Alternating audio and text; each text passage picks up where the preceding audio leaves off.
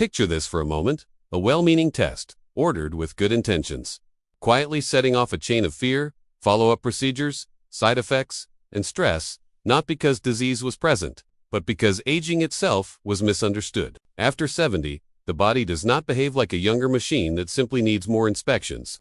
It behaves like a wise, adaptive system, where too much probing can sometimes do more harm than careful listening. Tonight, I want to explore this delicate balance, not from a place of rejection of medicine, but from a place of respect for biology, time, and the limits of intervention.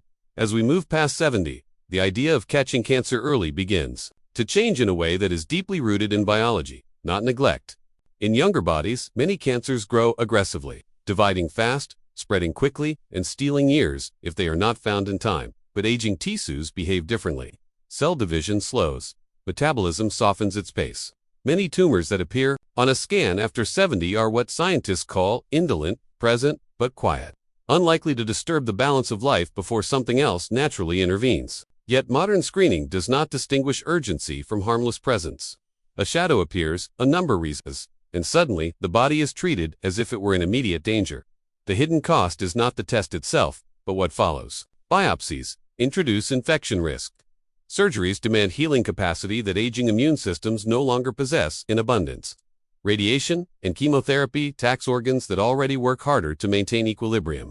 Research shows that for certain cancers, the time it takes for screening to meaningfully extend life may exceed the remaining lifespan of many seniors, meaning harm arrives long before a benefit ever could. Here, science gently teaches restraint. After 70, the question shifts from, can we find it? To, would treating it truly improve how this person lives? That question is not weakness, it is wisdom, informed by physiology, probability, and compassion. As the body ages, imaging technologies begin to reveal, not disease, but history.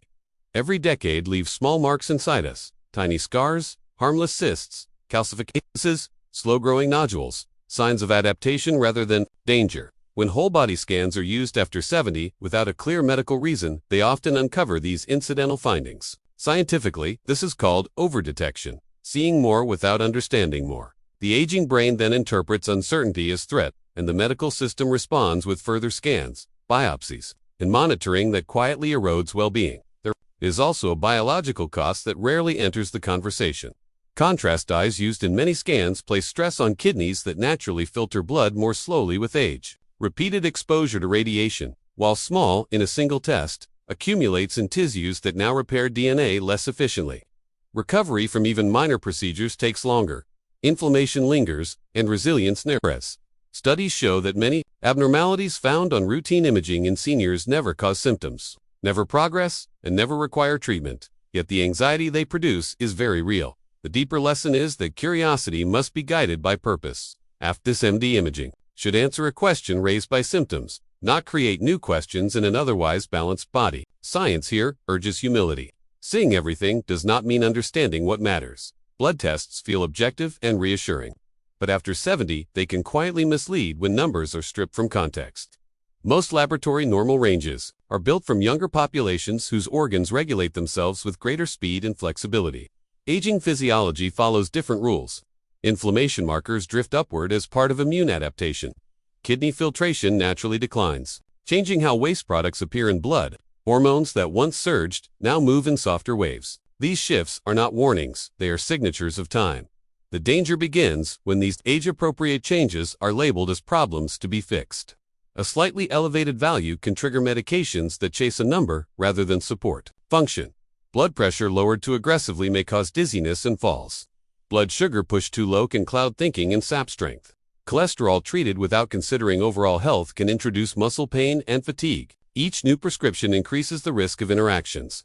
As the liver and kidneys now process drugs more slowly, science reminds us that health is not numerical perfection. After 70, blood tests should serve as guides, not judges. They are most useful when trends are observed over time and linked to how a person feels, moves, and lives. The most meaningful data is not found in a single lab report, but in whether the body is stable, capable, and free to engage with life. The aging heart tells its story through daily life, long before it speaks through machines. After 70, the cardiovascular system adapts in subtle, intelligent ways. Blood vessels lose some elasticity, the heart muscle stiffens slightly, and recovery after exertion slows. These are not failures. They are repeated ergations, yet aggressive cardiac stress. Testing is often ordered in people with no chest pain, no breathlessness, no decline in daily function.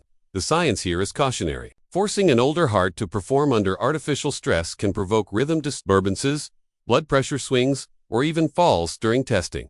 What follows can be even more consequential.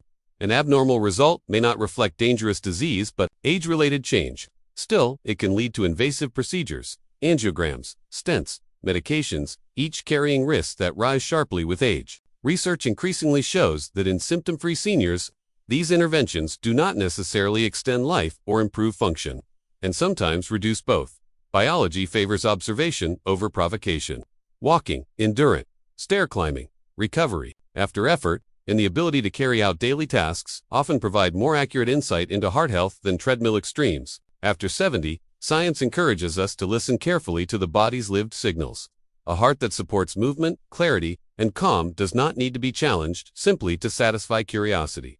Bones after 70 are no longer just structures. To be measured, they are living archives of a lifetime of movement, nutrition, sunlight, and adaptation. Bone density scans can be useful, but when repeated frequently without a clear change in symptoms or risk, they begin to distort priorities. Small numerical shifts on a report often fall within normal measurement variation. Yet they can create fear and urgency where none biologically exists. The skeleton changes slowly, and science shows that meaningful fracture risk does not hinge on minor fluctuations in density alone. The greater concern is what these scans may lead to. Potent bone medications can alter how bone remodels, sometimes increasing the risk of jaw problems, digestive irritation, or atypical fractures when used without careful consideration. In older bodies, where healing is slower and balance more fragile, side effects carry greater weight than theoretical benefit. Research consistently points to simpler, more powerful protectors of bone health after 70's strength-bearing movement. Balance training, adequate protein, minerals, and regular exposure to natural light.